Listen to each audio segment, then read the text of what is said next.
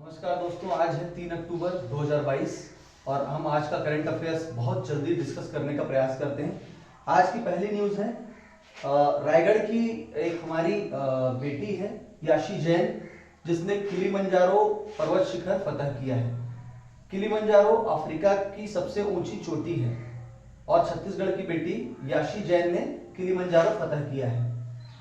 दूसरी न्यूज़ है छत्तीसगढ़ में वंदे भारत ट्रेन की 2 ट्रेनों की सेवाएं छत्तीसगढ़ को मिलेंगी। अब ये 2 ट्रेन जो है, इसमें से पहली ट्रेन बिलासपुर से चलेगी दिल्ली तक और दूसरी ट्रेन चलेगी आपकी गोंदिया से लेकर के झारसुगड़ा तक। तो पहली ट्रेन जो चलेगी उसका जो डिपो बनेगा, कोचिंग डिपो, वो बनेगा बिलासपुर में और दूसरी ट्रेन जो चलेगी उसका कोचिंग डिपो बनेगा गोंदिया में। अब इसको समझने का प्रयास करते हैं। पहले ये कि वंदे भारत ट्रेन क्या है। वंदे भारत ट्रेन एक सेमी हाई स्पीड ट्रेन है जिसकी रफ्तार होगी 130 किलोमीटर प्रति घंटा। कितना? 130 किलोमीटर प्रति घंटा। हालांकि इसकी रफ्तार हम 160 से 180 किलोमीटर प्रति घंटा तक बढ़ा सकते हैं। अब इस सेमी हाई स्पीड ट्रेन की सबसे बड़ी विशेषता क्या है? इसकी सबसे बड़ी खासियत है कि ये एक मेक इन इंडिया प्रोजेक्ट है। मतलब इसे मेक इन इंडिया के तहत भारत में ही बनाया गया है। तो भारत में कहां बनाया गया है? इसको बनाया गया है पेरम्बूर चेन्नई में, जो कि तमिलनाडु में है। तो पेरम्बूर चेन्नई में इसका निर्माण हुआ है, वहां पर है इंटीग्रल कोच फैक्ट्री। ठीक है। इसके अलावा पहली वंदे भारत ट्रेन चली थी दिल्ली से लेकर के कटरा तक। इसको पहले बोलते थे ट्रेन 18, इसका पहले का नाम था। अब मैं आपको बता रहा था कि 2 कोचिंग डिपो अपन बनाए हैं, एक बिलासपुर में, दूसरा गोंदिया में। कोचिंग डिपो एक ऐसा स्थान होता है जहां पर ट्रेन का सामान्य साफ सफाई और उसकी मरम्मत होती है। आप समझ लीजिए जैसे आप शोरूम में अपनी गाड़ी देते हैं तो उसका जो वर्कशॉप होता है वो ट्रेन के लिए कोचिंग डिपो कहलाता है। अब जैसा कि हमने देखा कि पेरम्बूर में वंदे भारत ट्रेन का जो कोच है वो बनेगा।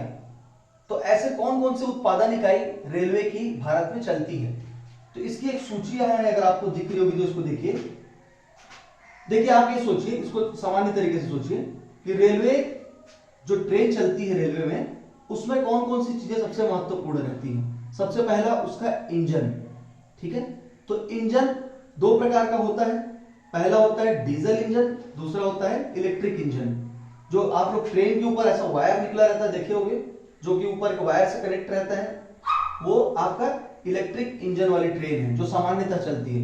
और कुछ ट्रेनें क्या है, धुआं फेंकते हुए चलती है, काला धुआं, वो डीजल इंजन की ट्रेन है। लेकिन ट्रेन जो सबसे पहले बनी वो बनी थी भाप से चलने वाली ट्रेन, जिसमें भाप के माध्यम से ट्रेन को चलाया जाता था। बहरहाल हमारे पास जो डीजल इंजन बनता है वो बनता है वाराणसी में। हमारा जो लोकोमोटिव इंजन बनता है, मतलब इलेक्ट्रिक इंजन, वो बनता है आपका चित्तरंजन पश्चिम बंगाल में। इसके अलावा जो हमारा रेल कोच फैक्ट्री है, रेल कोच फैक्ट्री कहां है? तो ये है हमारे कपूरथला पंजाब में, कपूरथला पंजाब में। और इंटीग्रल कोच फैक्ट्री, मतलब आप लोग देखे होंगे जब हम स्लीपर ट्रेन में चढ़ते हैं तो S1 से S10 तक एक जुड़ी हुई कोच रहती है, उसको बोलते हैं एकीकृत या इंटीग्रल कोच। तो इंटीग्रल कोच फैक्ट्री कहां है? पेरम्बूर चेन्नई में। तो इसको याद रखेंगे ये चारों चीजों को। अगला आगे चलते हैं अपन। ट्रेन की जब बात आई है तो हम रेल के इतिहास पे कुछ चर्चा कर लेते हैं। तो पहली ट्रेन की परिकल्पना मद्रास में आती है 1832 में, लेकिन जो शुरुआती ट्रेनें रहती थी वो कैसी ट्रेनें थी? वो माल ढुलाई वाली ट्रेन थी, कच्चे माल को एक स्थान से दूसरे स्थान तक ले जाने के लिए। बाद में 1853, 16 अप्रैल 1853 को पहली यात्री ट्रेन का संचालन होता है। यह आप लोग पढ़ते भी हो इतिहास में। बंबई से ठाणे के बीच 16 अप्रैल 1853 को पहली यात्री ट्रेन का संचालन होता है। 1921 में एक समिति बनती है, एकवर्थ समिति। एकवर्थ समिति को यह सुझाव देने के लिए बनाया गया था कि क्या रेलवे को एक अलग बजट की आवश्यकता है। इस एकवर्थ समिति की सिफारिश पर हमने 1924 से लेकर 2016 तक अलग रेलवे बजट का कॉन्सेप्ट को अपनाया। और अलग रेलवे बजट 1924 से लेकर 2016 तक हमारे देश में लागू रहा। 2016 में डॉक्टर विवेक देवराय समिति की अनुशंसा पर हमने रेलवे बजट को फिर से सामान्य बजट में मर्ज कर दिया। 1951 का समय, इस समय रेलवे का राष्ट्रीयकरण हो गया। राष्ट्रीयकरण का आशय है कि पूर्णतः स्वामित्व किसका हो जाता है? केंद्रीय सरकार का हो जाता है। जहां पर पूर्ण स्वामित्व केंद्रीय सरकार का, वो स्थिति कहलाती है राष्ट्रीयकरण। 1986 में रेलवे ने कंप्यूटरीकृत रिजर्वेशन प्रणाली को लागू किया। 1986 से रेलवे की जो टिकट थी, जो रिजर्वेशन टिकट थी, वो कैसी हो गई, कंप्यूटराइज्ड हो गई। अब कुछ फैक्ट्स हैं रेलवे के बारे में। फैक्ट्स ये हैं कि सबसे तेज जो ट्रेन अभी चल रही है, क्योंकि हम लोग एक हाई स्पीड या सेमी हाई स्पीड ट्रेन की बात कर रहे हैं, सबसे तेज जो ट्रेन रेलवे की अभी है वो है गतिमान एक्सप्रेस, जो आज विश्व का सबसे ऊंचा रेल पुल है, वो भारत में बन के तैयार होने वाला है, जो है चिनाब नदी पुल। इसकी ऊंचाई विश्व में किसी भी रेल पुल से अधिक है। विश्व का सबसे लंबा प्लेटफॉर्म भारत में स्थित है गोरखपुर, 1.3 किलोमीटर इसकी लंबाई है। और भारत की सबसे लंबी रेल टनल मतलब रेलवे सुरंग ये कहां स्थित है, तो ये पीर पंजाल सुरंग है, पीर पंजाल टनल है। और कुछ छोटा तो नहीं, आगे चलते हैं। इसके अलावा न्यूज थी मां करेला भवानी मंदिर डोंगरगढ़ की एक फोटो दी हुई थी दैनिक भास्कर में। तो कभी कभी ऐसे प्रश्न आजकल सीजीपीएससी और व्यापम में पूछे जाते हैं, ऐसे मंदिर ऐसी गुफाएं जो आप नहीं जानते हो, ठीक है। तो मां करेला भवानी मंदिर डोंगरगढ़ में स्थित है। राज्य पुरस्कार, आप लोग जानते हो कि राज्य की जो विभूतियां हैं उनके नाम पर राज्य सरकार अलग अलग पुरस्कार देती है। उदाहरण के लिए वीर नारायण सिंह पुरस्कार, सुंदरलाल शर्मा पुरस्कार, जैसे सुंदरलाल शर्मा पुरस्कार दिया जाता है साहित्य के क्षेत्र में, ठीक है। वीर नारायण सिंह पुरस्कार दिया जाता है आदिवासी उत्थान के क्षेत्र में।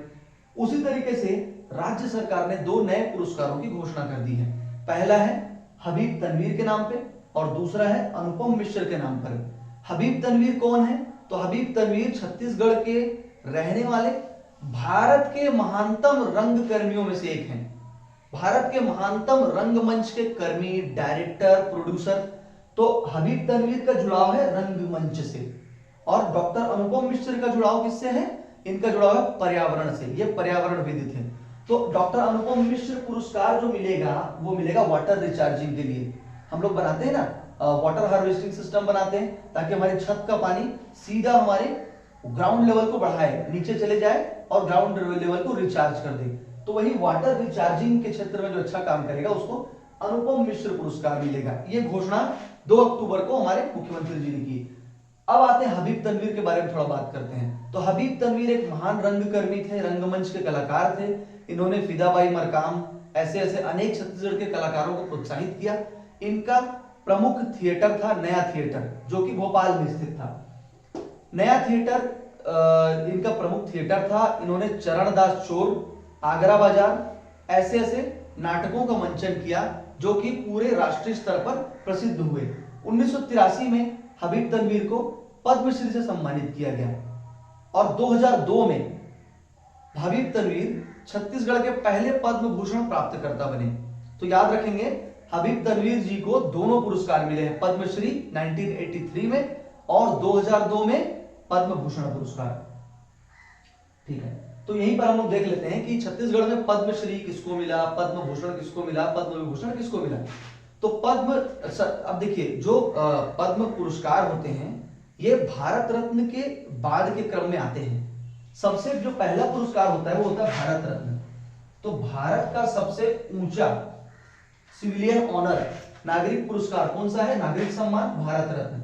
उसके बाद आता है पद्म विभूषण, उसके बाद आता है पद्म भूषण, उसके बाद आता है पद्म श्री, ठीक है। तो पद्म विभूषण सबसे बड़ा पुरस्कार है, यह मिला है तीजन बाई को। छत्तीसगढ़ की एकमात्र पद्म विभूषण प्राप्त करने वाली विभूति तीजन बाई है।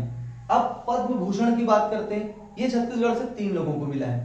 पहला पद्म भूषण मिला हबीब तनवीर को 2002 में, दूसरा मिला तीजन बाई को 2003 में और तीसरा मिला सत्यदेव दुबे को 2011 में। बिलासपुर के रहने वाले सत्यदेव दुबे महान फिल्मकार और बहुत बड़े लेखक थे। पद्मश्री पुरस्कार, अब पद्मश्री की सूची लंबी चौड़ी है, पूरे को याद करना संभव नहीं है। पहला पद्मश्री मिलता है मुकुटधर पांडे को 1976 में, ठीक है। समय याद है 1976 का समय, इमरजेंसी के टाइम से आप लोग कोरिलेट कर लेना। इमरजेंसी के टाइम में छत्तीसगढ़ को पहला पद्मश्री मिला था। तो 1976 में पंडित मुकुटधर पांडे, इनकी रचना क्या है, पूजा के फूल, शैलबाला, कुर्री के प्रति, है ना, छायावाद शब्द के जनक माने जाते हैं मुकुटधर पांडे। तो पहला पद्मश्री मुकुटधर पांडे को, दूसरा हबीब तनवीर 1983। ठीक है, अब आगे बढ़ते हैं अपन।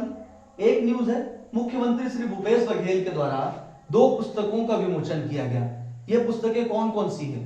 तो पहली पुस्तक है सोना खान 1857 जिसके लेखक हैं आशीष सिंह। ठीक है, सोना खान 1857 जिसके लेखक हैं आशीष सिंह। दूसरी किताब है आपका जोहार गांधी। जोहार गांधी के लेखक हैं आमिर हाशमी। तो जोहार गांधी पुस्तक के लेखक हैं आमिर हाशमी। आज का करंट अफेयर्स यही समाप्त करते हैं। धन्यवाद।